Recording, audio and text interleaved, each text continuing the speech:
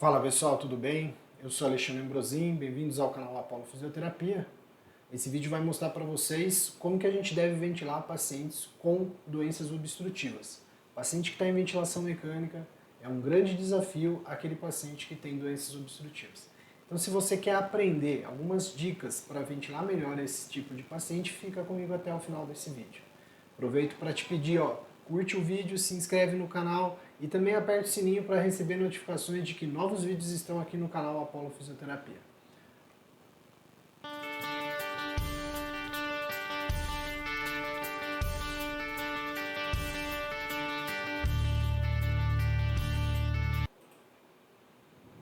Muito bem, pessoal, então vamos lá? Eu vou falar um pouquinho, dar algumas dicas para vocês a respeito da ventilação mecânica em pacientes obstrutivos, tá bom? Então hoje o nosso desafio é falar do paciente obstrutivo, aqui ó, paciente obstrutivo em ventilação mecânica. Então aquele paciente DPOtico que aparece lá para você exacerbado por uma pneumonia, alguma alteração importante lá da doença de base dele, que é o DPOC, e como que a gente deve ventilar esse tipo de paciente. Primeira coisa que a gente precisa entender é que a ventilação mecânica nesse tipo de paciente é fundamental para repouso da musculatura respiratória. Normalmente esses pacientes entram dentro da UTI já numa insuficiência respiratória importante, ou às vezes já chega do pronto-socorro com esse tipo de insuficiência, já chega fadigado no pronto-socorro, então a ventilação mecânica é necessária. Normalmente essa fadiga, esse cansaço da musculatura respiratória é decorrente da própria hiperinsuflação dinâmica que está acontecendo, ou seja, do ar que está entrando e não está conseguindo sair, e aí coloca o diafragma numa posição não muito útil, não, mecanicamente ruim para a contração muscular. Então ele rebaixa as cúpulas diafragmáticas, dificultando ainda mais a sua contração. Então é importante colocar o paciente em ventilação mecânica por um período, tanto para o repouso, mas também para minimizar as consequências da hiperinsuflação, do ponto de vista muscular, inclusive. Obviamente que pacientes DPOticos, a gente sabe que são pacientes hipercapnicos crônicos, são pacientes que desenvolvem acidose respiratória, mas especialmente nesse momento de exacerbação da doença, eles vão ter uma acidose muito mais importante. Então é o objetivo da ventilação mecânica a gente conseguir corrigir a insuficiência respiratória dele e aí, consequentemente, corrigir as acidoses respiratórias. E por fim, ainda é o objetivo da ventilação mecânica a gente tentar otimizar o tratamento medicamentoso. Então, permitir que os medicamentos, dá tempo de que os medicamentos comecem a fazer efeito, e assim eu desfaço as obstruções, o paciente começa a tomar antibiótico terapia e ele começa a resolver o processo de infecção para que ele consiga, então, retornar àquela função considerada para ele naquele momento, até aquele momento considerada normal. Lógico, alterada pela DPOC, mas considerada que ele estava equilibrado, que ele estava controlado dentro da sua doença. Quando a gente fala de ventilação mecânica, é óbvio que uma das primeiras perguntas é a pergunta se eu devo ventilar em volume controlado ou pressão controlada. Então a informação que a gente quer deixar aqui para vocês é: a primeira coisa, eu devo ventilar o meu paciente naquela modalidade em que a equipe tiver melhor controle, que a equipe souber executar de forma mais correta essa modalidade, controlar de forma mais correta essa modalidade, seja no VCV ou seja no PCV. Os cuidados que a gente vai falar aqui em relação à ventilação, eles servem para o VCV e servem para o PCV. Basicamente a gente tem que entender que o paciente com DPOC ele precisa de mais tempo de exalação, mas ele precisa ventilar corretamente. Então não devo encurtar o tempo de inspiração, não devo encurtar o volume, diminuir o volume corrente desses pacientes a ponto de hipoventilá-los, ok? Eu tenho que conseguir em menor tempo de respiração ventilar esse paciente corretamente. E aí permitir, fazer com que sobre bastante tempo de respiração para evitar a hiperinsuflação dinâmica, a retenção de CO2, que é um ponto extremamente importante na ventilação desses doentes, onde você deve ficar sempre atento na gasometria para ver se ele não está ficando mais hipercápnico do que ele já era. Quanto a FO2, vale a gente prestar atenção. O paciente DPOtico ele é um paciente hipoxêmico crônico. Então nós vamos usar concentrações de oxigênio para manter uma saturação dentro de 92, 91, 90% de saturação de oxigênio, uma FO2, e que eu consiga manter essa saturação de oxigênio. Eu não devo buscar 94, 95, 96 de saturação. Eu posso aceitar 90%, 89% em algumas situações, ok? A PaO2 também, eu posso focar, né, ter como meta de oxigenação que a oxigenação desse paciente fique numa PaO2 entre 60 e 80 milímetros de mercúrio, ok? Quando eu estiver num paciente em PCV, como eu falei para vocês, que depende da sua habilidade em mexer com os módulos, então, se eu tiver com o meu paciente em PCV e caso eu já achar que esse paciente já está repousado, estou colocando esse paciente em pressão suporte, eu devo constantemente monitorizar o volume corrente. Como eu disse para vocês, o paciente precisa ventilar corretamente. Considerando também que a relação inspiração e expiração ela deve ser uma relação de 1 para 3, por exemplo, né? Uma relação menor do que 1 para 3, 1 para 3, 1 para 4, então, ou seja, eu tenho que ter bastante tempo de exalação, obviamente que a frequência respiratória ela tem que ser uma frequência respiratória menor, ok? Uma frequência respiratória menor. Então, a gente sempre trabalha com 12 a 16 respirações por minuto. Nesse tipo de paciente, a gente trabalha com 8 a 12 respirações por minuto. Né? Isso permite que o meu tempo total de respiração fique longo. Se eu considerar que eu vou encurtar o tempo INS, vai sobrar muito tempo para expirar e eu vou evitar, né, os efeitos deletérios da hiperinsuflação. Okay? E por fim, não podemos esquecer de monitorizar e também controlar corretamente a ventilação minuto desse paciente. Ou seja, olhando para a frequência lá como meta, né, em torno de 8 a 12 respirações por minuto, eu vou ter que colocar um volume em que eu consiga um volume minuto para normalizar o pH. Né, normalizar o pH da gasometria e não o PCO2. Né? Então nós vamos focar no pH. Então, por que não no PCO2? Porque o meu paciente já é um hipercapnico crônico. Então, a nossa meta é jogar um volume minuto que consiga corrigir o pH desses pacientes e torná-lo lá o pH bem controladinho lá, o pH entre 7,35 e 7,45. Bom, se você não sabe como mexer no volume minuto para corrigir a gasometria desse paciente, vai lá no canal e procura lá, eu tenho um vídeo só que eu falei lá, eu fiz a correção gasométrica mexendo nos parâmetros ventilatórios de um paciente, mexendo exclusivamente aí nesse parâmetro, o volume minuto, né? Mexendo com o volume minuto. Então, eu vou deixar no link o link na descrição desse vídeo e depois vou deixar um cardzinho aqui, se você clicar depois você vai acompanhar também esse vídeo bem legal. Bom, outra coisa que nós temos que nos atentar é a relação inspiração e expiração, já falei desde o início desse vídeo, então a relação ela tem que estar pelo menos de 1 para 3. Relações de 1 para 2, né, que é considerada para pessoas não obstrutivas normal, para esses pacientes vão gerar alto PIB.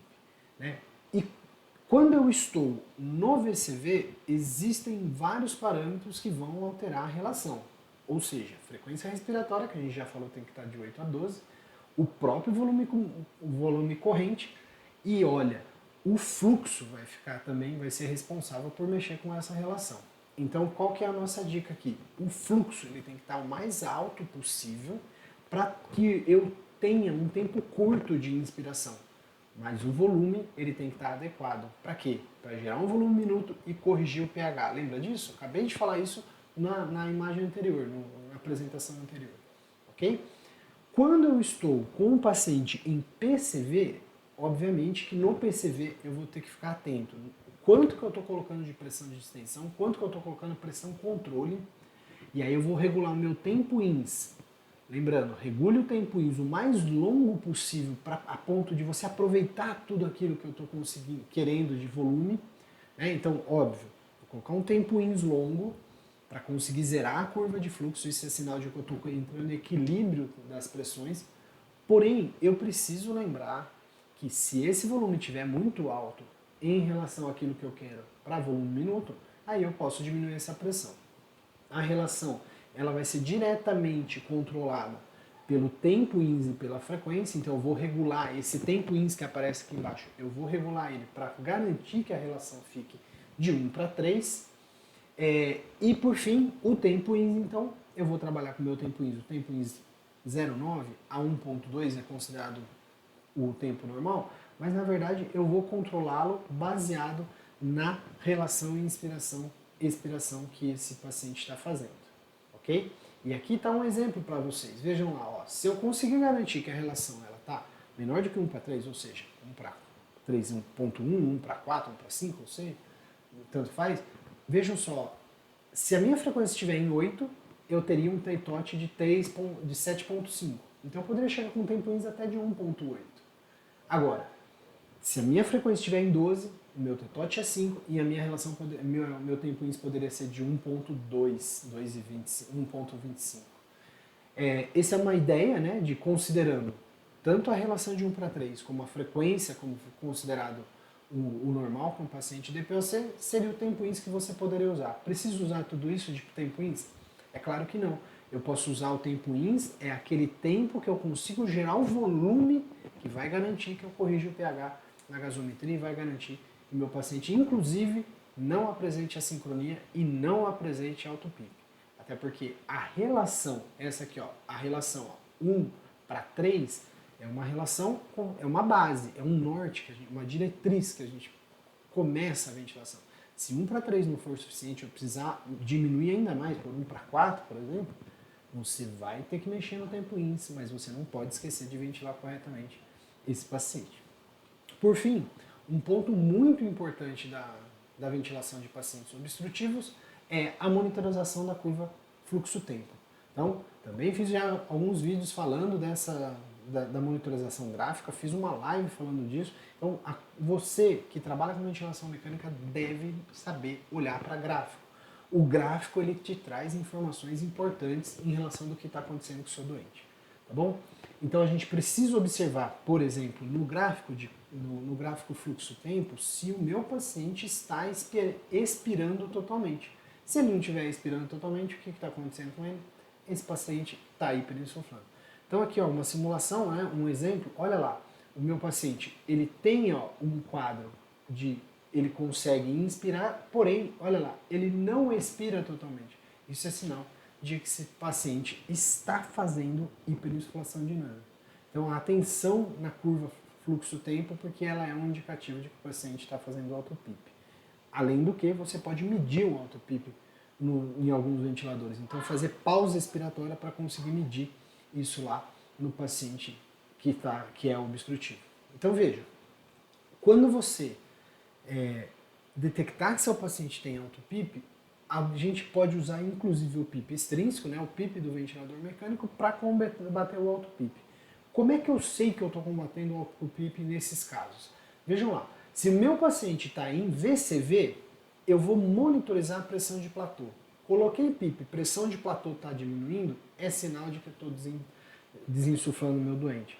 Caso eu coloque o PIP e essa mesma pressão de platô ela se altere para cima, ela aumente, é sinal de que a hiperinsuflação está acontecendo e não a desinsuflação. Então essa é uma regrinha importante. Em VCV, olha para a pressão platô. Então eu mantive o mesmo volume entrando e vou olhar para a pressão de platô. A pressão de platô vem caindo. É sinal de que eu estou otimizando, né? Conseguindo otimizar a abertura alveolar, a abertura de pequenas vias e aí, consequentemente, desinsuflando. O inverso, a gente estaria fechando precocemente, né? Não permitindo a desinsuflação completa. Eu devo ficar de olho naquele volume, na pressão de platô, que é o que vai determinar se meu paciente está ou não está desinsuflando. Isso acontece no VCV. E no PCV, como é que seria? No PCV, a gente vai olhar exatamente para o quê? Volume. Qual é o volume expirado que o meu paciente está fazendo? Então, quando eu colocar a PIP e eu perceber que o volume de expiração em relação àquele volume que eu estou percebendo que está entrando, o volume de índice, ele está diminuindo em relação quando eu fui colocando PIP, isso é sinal de hiperinsuflação. Ou seja, eu não estou, de certa forma, o PIP que eu estou colocando não está sendo suficiente para manter a via aérea aberta e o volume está diminuindo, o volume respiratório. Agora, se você colocar PIP e acontecer o inverso, o meu volume expiratório ele aumentar, veja aí, né? Uma setinha para cima, aumentar, isso é sinal de desinsuflação. Então, resumindo, em PCV eu vou olhar para o volume, vou olhar se ele aumenta, ótimo, desinsuflação acontecendo. Se ele diminui, hiperinsuflação acontecendo. Se eu estiver em VCV, quem eu vou olhar? Pressão de platô. Pressão de platô caiu, desinsuflação. Pressão de platô aumentou, esse paciente está hiperinsuflando.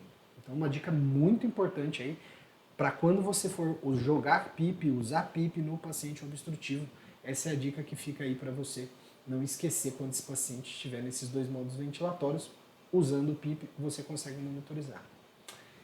Para terminar, a gente sabe que a pressão suporte nesse tipo de paciente tem que ser buscada o mais rápido possível, porque esses pacientes eles demoram para desmamar, são pacientes que ficam com desmame difícil na ventilação mecânica, então o mais rápido que você puder, coloque esse paciente em pressão suporte.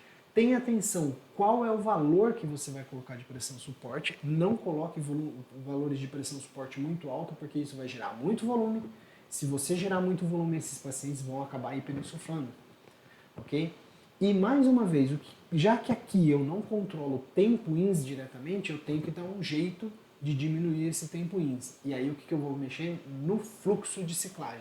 O fluxo de ciclagem, né, a gente coloca em porcentagem, ele tem que ficar o mais alto que a gente conseguir. Olha lá, em torno de 40% a 60%, para justamente diminuir o tempo ins. Então esses pacientes vão ciclar antes, tá? E já que eles estão ciclando antes e meu tempo ins está curto, o que eu tenho que lembrar de fazer? Mexer com a rampa. Mexer com o rise time, porque é um parâmetro importante onde você vai tornar essa rampa mais rápida possível, ok? Então nós estamos falando aqui, torná-la mais elevada, então a rampa vai ser mais rápida possível para aproveitar o tempo, o curto que a gente está dando aí para esse paciente inspirar, ok? Então, apesar desse tempo curto, nós vamos aproveitar todo esse tempo aí. O raise time também é um outro tópico que a gente já trabalhou aqui no nosso canal, então corre lá no Apollo e não esquece de assistir o vídeo sobre o raise time também. Tá bom, pessoal? Bom, eu espero muito que vocês tenham gostado dessas dicas de como ventilar pacientes obstrutivos. Convido você mais uma vez a se inscrever no canal, a curtir o vídeo e não esquecer de apertar o sininho para receber notificações dos vídeos que a gente publica toda segunda e quinta-feira aqui no canal Apollo Fisioterapia. Um forte abraço a todos e até a próxima!